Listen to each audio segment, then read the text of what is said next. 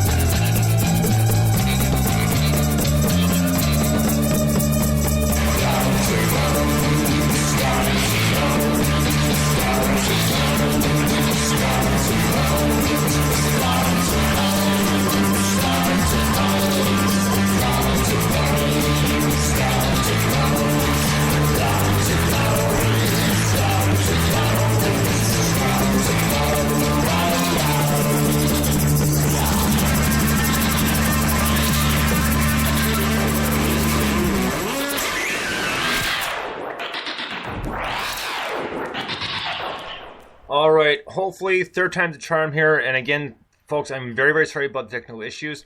So we'll pick up where we left off. And Nate was asking you about the three Ps, and he said he had this obsessive compulsive thing with the number three. So they're all kind of succession of each other and had a sort of a theme. Yeah. So we'll leave off from there and continue on from there. Okay. So. Yeah, I was just, I wanted to do something more than just like that. My first EP, I put out an EP. It was 5 songs. It was just it was the first thing I put out, That Shape of the Sun. And then I put out a single after that. And then I decided I want to do something more like, that's more of a story, more of a project. So I just decided on the three EPs to kind of have a little series of something and something to talk about with 3 songs each on it and kind of just, see where it goes from there. So.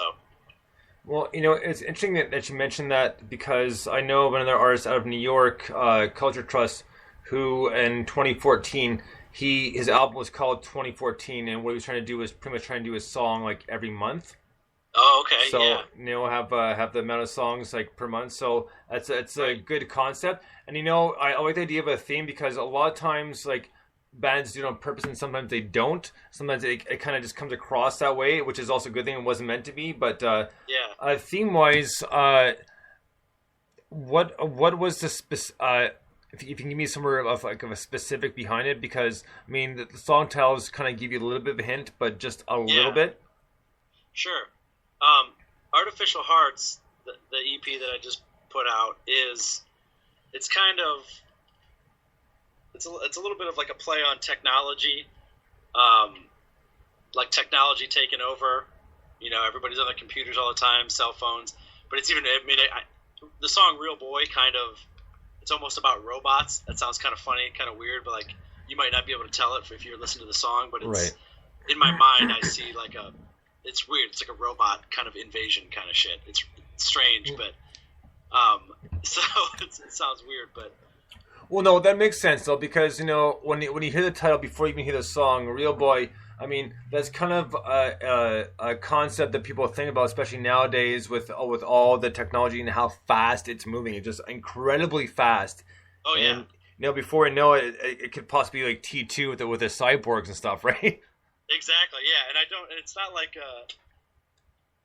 I don't really. It's weird that I kind of went that way with it because I'm not really. I mean. I like sci-fi movies and stuff like that, but I'm not, Shape of the Sun is not supposed to be like a sci-fi kind of project, but it is kind of like artificial intelligence kind of thing, artificial hearts. That's kind of what, it turned into. Fair enough. Yeah. Well, I wasn't thinking sci-fi, just the first thing that popped in people's minds, just because nowadays, the age we live in, it's kind of like a first thoughts were before. It's like, Real Boy, you think maybe they think of like I know Pinocchio or something, right? So. Oh yeah, no, it is. Yeah, that's definitely that's the Pinocchio thing is definitely a thought in my mind too with the Real Boy. So it's funny. So let me ask you this, Nate. For as far as your songwriting goes, this is one of the questions I asked many times just because it's curiosity to me. How does your process go? Do you like to sit down and just go at it, or do you kind of wait for something to kind of inspire you to do it, or how do you come about it? Is it just like a kind of a melange of different stuff? Well, a lot of times I'm not even in in front of my guitar or recording equipment or anything, and it's just I sing a melody in my head. Right. And I'm usually singing nonsense words with it, just something that fits, because it's just whatever, it's more about the melody to me, like the actual, like even the cadence too of the lyrics of the words, but it's usually nonsense words, and a lot of times they turn into something and it's just one line, and then I write the rest of the song around that one line, kind of like that's if it's a verse line or if it's a chorus, right? Line from the chorus or whatever. Well, that makes sense. It's like one of the things you did in high school when like when your English lit teacher tells you, okay, you're gonna write an essay, but you're gonna write what pops in your mind right away, and there's like no ifs and buts. You kind of just start writing and kind of go with it from there. Right. And that's an interesting way to do it, because a lot of it just, each songwriting, each song is written differently, and each performer writes it differently because they all have their method or just the style of doing it, and some of them vary quite a bit. Some are somewhat the same, but it all comes down to what the singer-songwriter is feeling at the time, because it could be just, like you said, just nonsense. One of the best bands for nonsense lyrics is Primus, right? And look at granted, Les Cowboy is an amazing bassist and they're very talented, but they're great songs. You think about it, they're funny, but they're also really cool at the same time. Yeah, sure. They definitely have some crazy lyrics. Well, with songs like Winona's Big Brown Beaver and right. Sailing the Seas of Cheese and that sort of thing. But so I was like, when I listened to your EP, when you first got in touch with me, I was very interested right away. And I like the style just because it's nice to get a different sound of indie rock and kind of just the whole mix of it, because obviously everybody's got their own idea of what they want to put out and what their influences are. But it's nice once in a while to get that certain change where it's a little different from the other things, and it's something you can listen to without. After like 5 times thinking, oh my god, I don't want to hear that song anymore. I've heard like 50 times already. It's driving me nuts now. Now I've kind of lost interest in the song, and that's the point. You want to try to keep away from that and keep the stuff fresh. Yeah, for sure. Well, thanks for saying that, man. I appreciate it. So just before I get to the first song off the EP, we're actually gonna get to Real Boy, and but before I get to that, I'm just curious for. I know we kind of briefly just talked about it now, but your songwriting process. Do you ever have that one time where you got in your head and it's like, you know what, I gotta write it and I gotta write it now, or else I'm gonna lose it? Yeah, definitely, and that's one place where technology kind of helps out with the having a cell phone on you at all times. I usually just use like the voice recorder on there. Right. So if I have a melody or something, or even words, I'll just type them into my phone or something like that. So, yeah, that happens a lot, actually, where I'm just like, I've even been, in bed late at night trying to fall asleep, and something comes, and I was like, I got to get up. Yeah, right. I got to get up, and then, something like, well, maybe I'll remember it in the morning, but I'm not going to take that chance, because maybe this is a good one, maybe not, so... That, usually that never happens, because it's like a really good dream. You wake up, so that was a crazy dream I ever had, but I can't remember it. Oh, exactly. Yeah. You remember? You might remember the dream like right when you wake up, but then like 10 minutes later you won't remember it. So. Yeah, it's like a cloud, like a fog. It just kind of phases out, right? Oh yeah, it's weird. So we're gonna get to one of the first songs off your new EP, Artificial Hearts, and this one's called Real Boy. Dig this. So let's not jinx it, but knock on wood, we're doing good so far. Cool.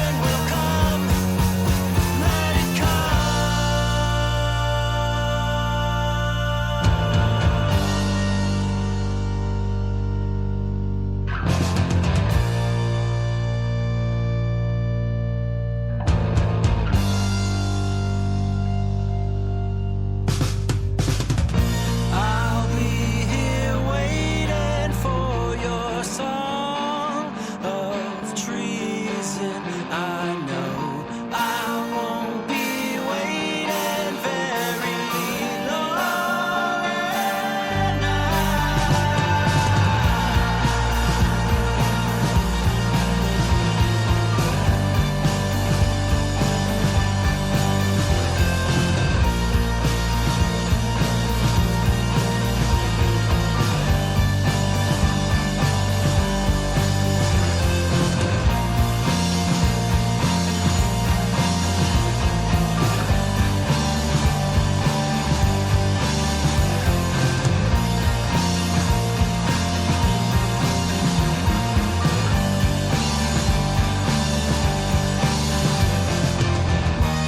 gotta look at the motives in their eyes. Take apart everyone.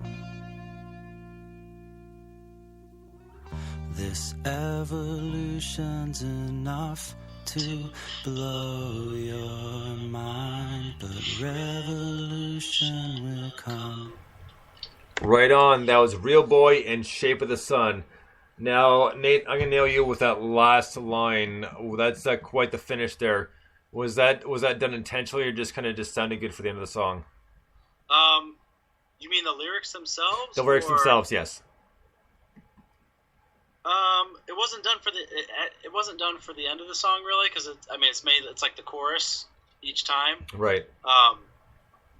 But yeah, I mean, I don't even know how I came up with those lyrics really, but I